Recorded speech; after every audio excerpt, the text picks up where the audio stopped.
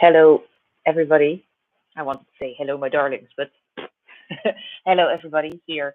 I'm starting to get used to this being live, talking about life, talking about life and how to overcome obsessive reactions and create a structure and create a way of acting consciously and acting out of conscious action. Um, Today I'm going to share the screen again, and it's about checking your motive. It's about how to set a rock bottom instead, no, how to set a bottom line instead of going rock bottom, and what is the difference? Maybe you know already, maybe you can guess. But I wanted to talk with you about a little thing that, of course, has to do with checking your motives. Like I was confronted with something, well, which caused some sort of turbulence into my relationship. And I, of course, I have children. I have a husband, and it's the best.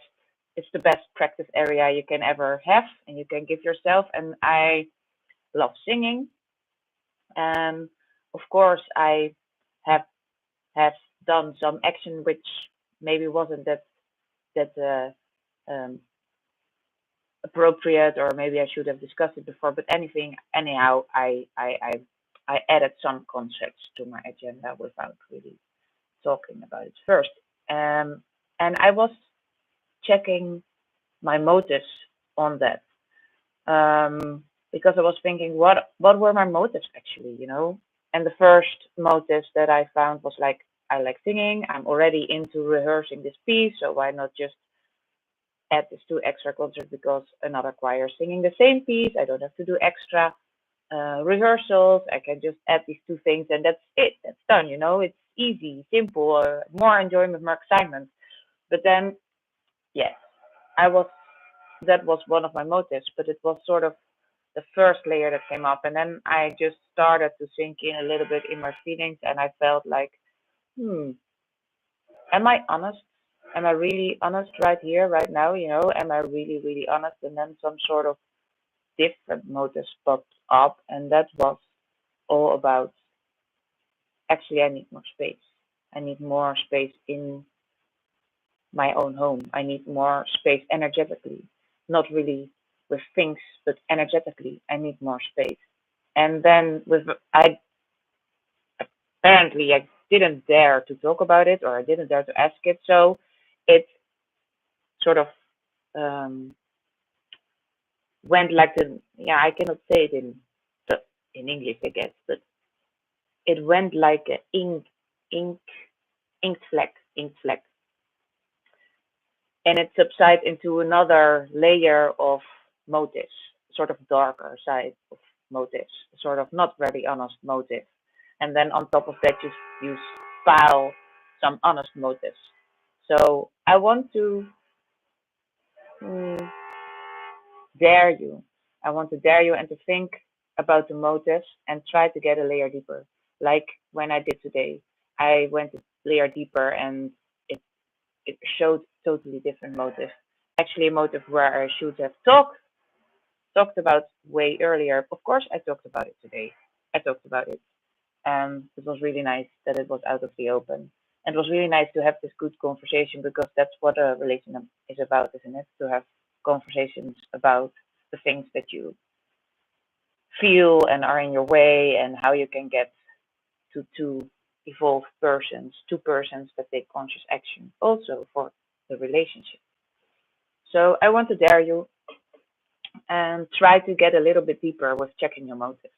Try to get a little bit deeper into the more dark motives, the more egoistic motives, the more motives that you maybe are ashamed of, or you don't dare to share. Because sometimes that's what's holding you back from your own personal growth. And that's what's holding you back for setting a bottom line. And that's what's getting you, in the end, to rock bottom if you don't dare to see it or don't dare to talk about it.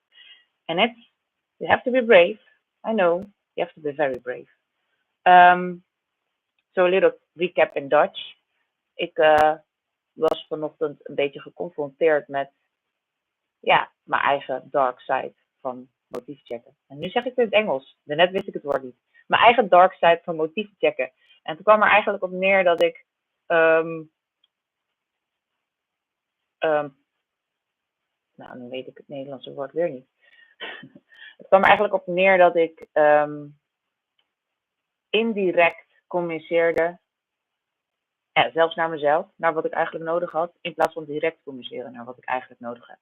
Dus vandaag wil ik jullie uitnodigen om een stapje dieper te maken, een stapje dieper te kijken naar je eigen motieven. En durf je de dark side van je eigen motieven te bekijken? Durf je te kijken of er misschien niet echt een egoïstisch motief onder zit? Want het kan in de eerste instantie lijken als van, oh, maar dit is mijn motief, dus helemaal niks mis mee.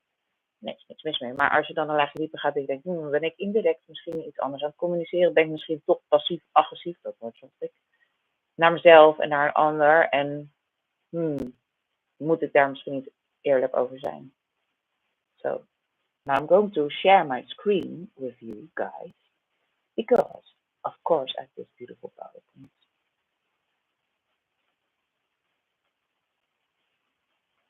So here we are. Oh, I want to start with the beginning, of course, and not with the end. So, freedom from food obsession. And you're here, and you're reading it, and you're listening to it. So I'm very proud of you. Episode 4, becoming honest to yourself. Eerlijk worden tegen jezelf. And that was what I shared just this couple of minutes before about becoming really totally honest. Naked honesty. I want naked honesty from yourself to yourself. From yourself to yourself. It's really important if you want to check your motives, and if you really want to grow into conscious action, and if you really want to grow out of your food obsession or any obsession, if you want to grow out of it, you have to become honest with yourself. You don't need to judge yourself about, oh my God, I've been so stupid, I was not honest to myself. No, you don't have to judge yourself. You just have to observe. Have I been honest?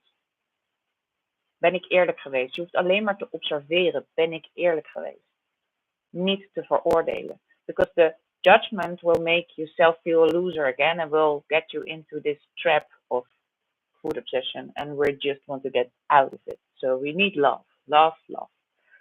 So what to expect from this new episode? What's the difference to rock bottom and bottom line? And can you really create your own bottom line?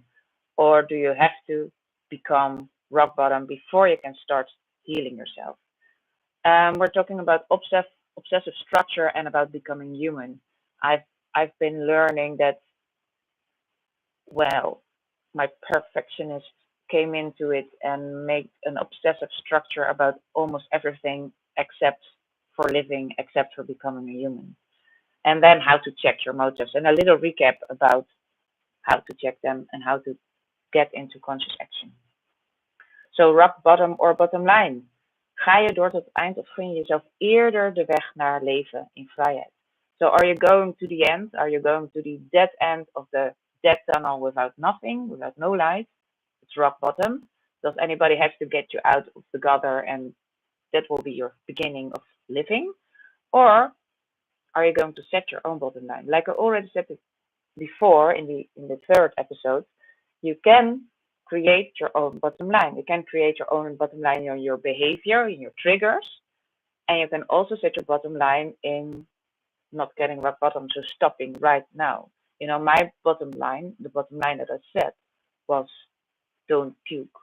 Whatever you eat, whatever you do, whatever you hate yourself, don't puke. Just don't. And that was my bottom line. Really, honestly, very simple, wasn't it? So that's my bottom line. And then from there on, of course, my bottom line grew, like don't do this or don't do less. But my first sort of bottom line was don't puke. I made this bottom line because something happened, you know, some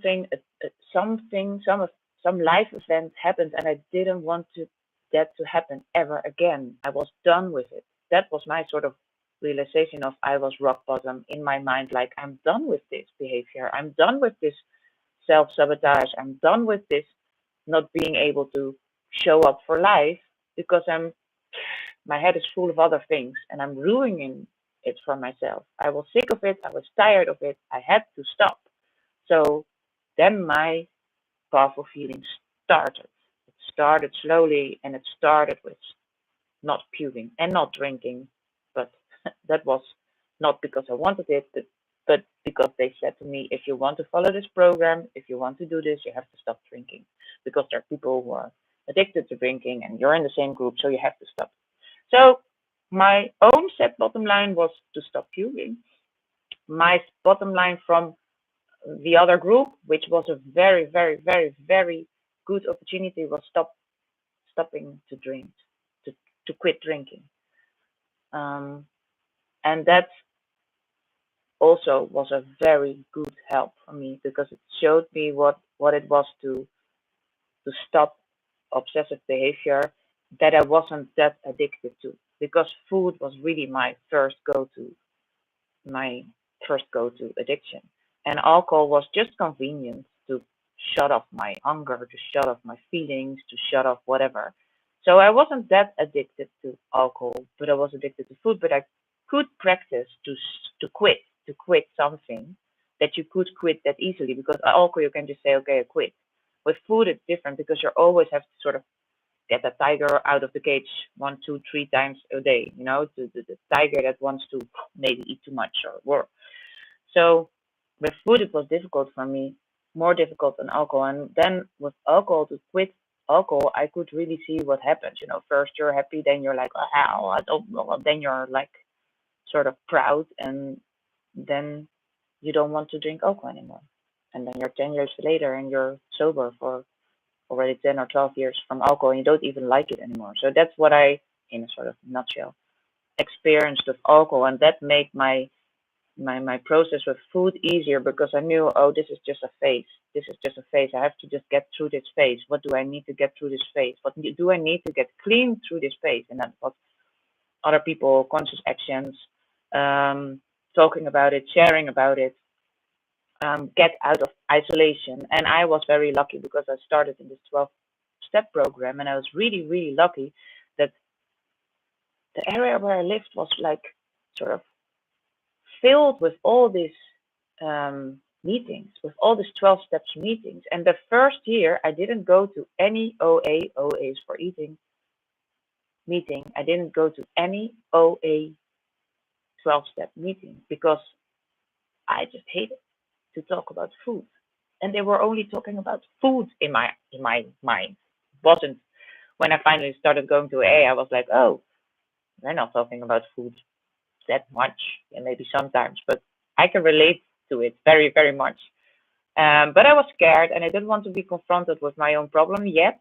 But I also quit alcohol, so I could go to a lot of different 12-step programs, and I learned so much about obsession, about obsessive behavior, about I learned all this language of quitting and of going into conscious action that was like a blessing. It was really a blessing for me that I could go every day, sometimes even twice, to a 12-step meeting, because I was a very isolated, naive, old girl already, or middle-aged girl, or whatever. But I was totally not seeing that I was so isolated and that I was so lost. I was totally in denial of that. And I had to find it out through the program that I was totally isolated, alone, in denial, that I couldn't really live, that I didn't know how to live, that I didn't have any idea how to live. So maybe check yourself, being honest, getting completely honest with yourself. Are you living, or are you just surviving? That's my first question to you today. Are you living, or are you surviving? And what do you want to do? Do you want to live? Do you want to take your first steps into living, or do you want to keep on surviving? So if you want to keep on surviving, you will get rock bottom. You will get to the point that you probably or die or stop, or or make the decision to live. But I want to give you the small suggestion to make your own bottom line and to start living today, or at least make a promise to yourself that you will try to start living today and stop surviving. Living is so much better. Life is so beautiful if you get out of this obsession. I promise you, it is beautiful. It's hard, it's difficult, it's interesting, but at least it's as beautiful as it is hard. So, um, about obsession, our structure, and to be human. That's what I already shared a little bit with the former slide. Mag je mens zijn? Ik had het al een beetje over, kies je ervoor om te blijven overleven of wil je gaan leven? En als wil je nu vandaag de beslissing nemen om te gaan leven, of in ieder geval je best te gaan doen om daar te komen, dan mag je je eigen bottomline neerzetten. Dan mag je begrijpen dat je mens bent. Dan mag je weten dat een verkeerd motief hanteren en daarachter komen dat een reden is voor een feestje en niet een reden voor een straf. So, can I be human? Can I go from obsessive behavior, obsessive structure, obsessive whatever, to being human? Can I go from surviving to living?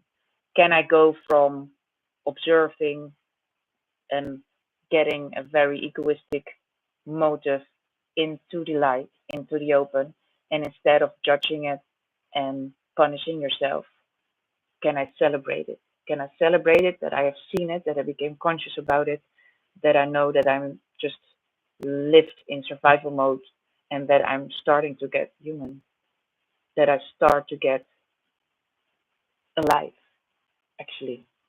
For me, a lot of my behavior, about my obsessive and my addictive behavior, came from being very scared to be not perfect, to be human, actually. I was very scared to be human. So at one point, I couldn't even work anymore because my mind was so strict with food, was so strict with work ethic, was so strict with all that was wrong and right that there was no space for air anymore. There was no space for being human, for growing, for learning. And and that's all what I learned when I started to check my motive and when I started to um, stop compulsive eating. When I just decided that my bottom line was don't puke, don't drink alcohol, and then a sort of life came into the surface. So again, motives, and again checking if you're honest or if you're needing. So what are you? Why are you doing this? Are you people pleasing? Do you have a hidden agenda? Have you got a judgment? Is it out of fear? And a lot of my motives were out of fear to need to confrontate people, to need to get into confrontation or to need to get into action. Or I was this very sort of people pleaser with sometimes a hidden agenda as well because I was totally unable to share emotions or feelings or space for myself. I didn't even knew that I had space or that I had borders or whatever. So what started to happen was that I got really isolated because I didn't dare to share anything. Um, so become honest and don't judge. Become honest and view these things like, am I a people pleaser? Am I maybe doing this because I think that other people want me to do this? Or am I doing this because then somebody has to say yes to me on another moment? It can be very tricky. It can be very egoistic, but it's very important to get honest to yourself about this because then you will start to stop doing that. The first thing is just to stop it, to just observe and think like, okay, this is going on my bottom line. I'm not doing this and this and this because I want to please or because I'm scared of confrontation. And it will not mean that it will go perfect at once, but it will mean that you're getting conscious about it. You will be getting this sort of third eye in your system, like, hey, this think people pleasing? Am I pleasing? Am I people pleasing?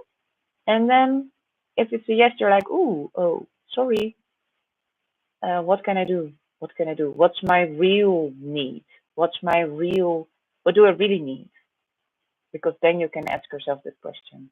Is it space? Is it food? Is it time? Is it just something totally different?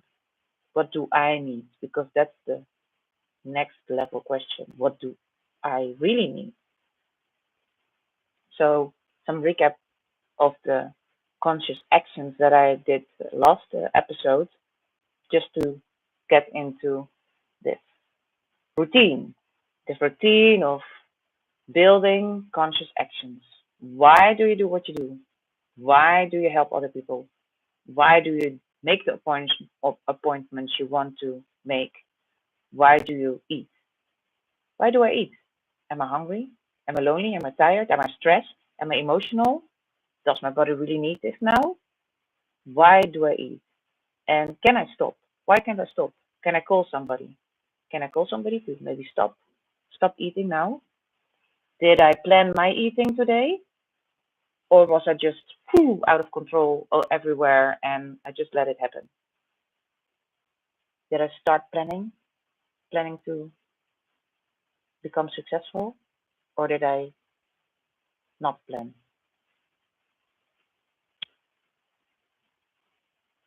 Observe your behavior. Like, did I plan my eating today? Did I plan my food? Or was it just out of control, running out of the door because so much things happened and I didn't want to see it?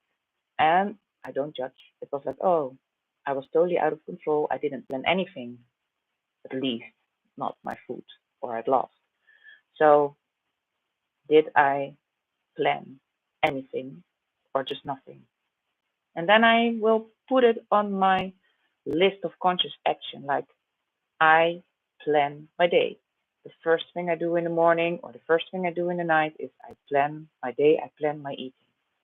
And then I put on my trigger list, I didn't plan my food, I didn't plan my day. That's a trigger. So, what's my motive behind not planning my food, not planning my day? What's my motive? Oh, but maybe I want to keep it open for other people, or what if I plan my day and I feel so empty and lonely because there's nothing really to plan, or whatever. What if I plan this but something else happens? Well, that's a motive. And then you check that motive, and then you put on your bottom line, I will never plan not my day again. You know what I mean? And then, of course, you can start this little prayer. I'm powerless over not planning my day. I need a greater power to stop this behavior. Please, higher power, let me plan my day. Or please, higher power, take away from me this totally chaos that I'm always creating. Keep it simple. I hope I did that. I think it's just very not simple today, but you can listen it again, of course. Keep it simple. Like if this was too difficult for you to understand, then you don't take planning. Then you take like looking into the kitchen drawer. Okay, I don't. What's my motive actually? I'm looking into this kitchen drawer again. This is the second time I did it. Why? Why am I doing this? What's my motive? Oh, I'm lonely. I'm sad. I'm tired. I'm thinking that there's joy in the kitchen drawer. Oh, hmm. I don't judge myself. I'm like, okay, I'm getting clear that this is not really helping. This is not really conscious action. This is my old behavior, my old coping. What do I really need? Ah, I need a phone call with my mom, or I need a phone call with a friend. I need some fresh air. Hey, put it on your list. I need some fresh air. So put on your list, trigger. I'm opening the drawer of the kitchen again and again and again. Motive. I'm feeling lonely. I'm feeling tired. I'm feeling sad. Action. I'm going to call somebody. I'm going to get out of the door. I'm going to get some fresh air. I'm going to clean up my room. Something that helps you, something that you need on that moment, something you really need. That simple. So, about creating and setting this bottom line. It's going from trigger to motive, and then you put it on your bottom line. Like, hey, I'm puking. I don't want to puke. What's my motive behind puking? I'm very afraid that I'm getting fat and whatever. Bottom line, I'm not going to puke again. And then you see that, okay, I put this on my bottom line. I'm not going to do it. Why did I do it? Oh, I started to eat very much, very much. I started to eat so much. Why did I start eating all this food? I was going to do something new. I was really afraid start something new. I didn't plan starting that thing. I didn't plan it at all. Okay, trigger. I'm starting new things. I'm afraid of starting new things. Unconscious action, I'm going to start to eat because I don't know what to do with myself. My conscious action will be, okay, I'm going to do a new thing. I will be planning this new thing. I will be planning like, oh, I probably will get, probably the food will get to me. Probably I want to do this or that. What am I going to do instead of that? Okay, I'm going to call friends. I'm going to share that I'm afraid of this new thing I'm going to do. I'm going to get it out in the open. 2 hours before I'm going to do it, I will be preparing the situation. I will be planning my food that day very strict because that's what I need. So that's a little bit how it starts, setting your own bottom line. And then again, this is a process. So my bottom line was don't puke, and then I came on, and then I got to notice all these other behaviors that were way before I got to the food, and I had to puke. So all those other behaviors became my bottom line, my trigger list, whatever. So that the puking didn't happen anymore. It was like gone within months, was gone, was totally gone. And then of course my food wasn't perfect or whatever, but that thing was gone. It was gone because of putting it on my bottom line. Because being very simple, because that was on my bottom line, nothing else. It was very simple. Of course, I had to become honest. I had to check my motives. I had to check my triggers. It was easy because I was becoming honest with myself and I trusted the process and I shared it with my friends, not yet with my family. So I didn't do this all alone. I didn't do this by myself. I had this 12-step program, which helped me a lot. And then when I was into the 12-step program, already within months, I got Reiki, which helped me a lot. Which helped me a lot because of the the self treatments that I gave myself and the treatments that I gave others, because it got me out of this isolation, and it is also a spiritual practice. The 12-step program is based on spiritual practice, and this Reiki is also based on a spiritual practice. So it went hand in hand, and it helped me a lot. Both both worlds helped me a lot. So if you need help, because you cannot do this alone, if you want it or not, if you want to believe that or not, you cannot do this alone. If you need help, you can always contact me with my website, or you can, if you think that's too much, you can go to OA Netherlands, OA World, or any other 12-step program, because I didn't start with the OA. I hope it helped you today. I will be there next week. Thank you very much.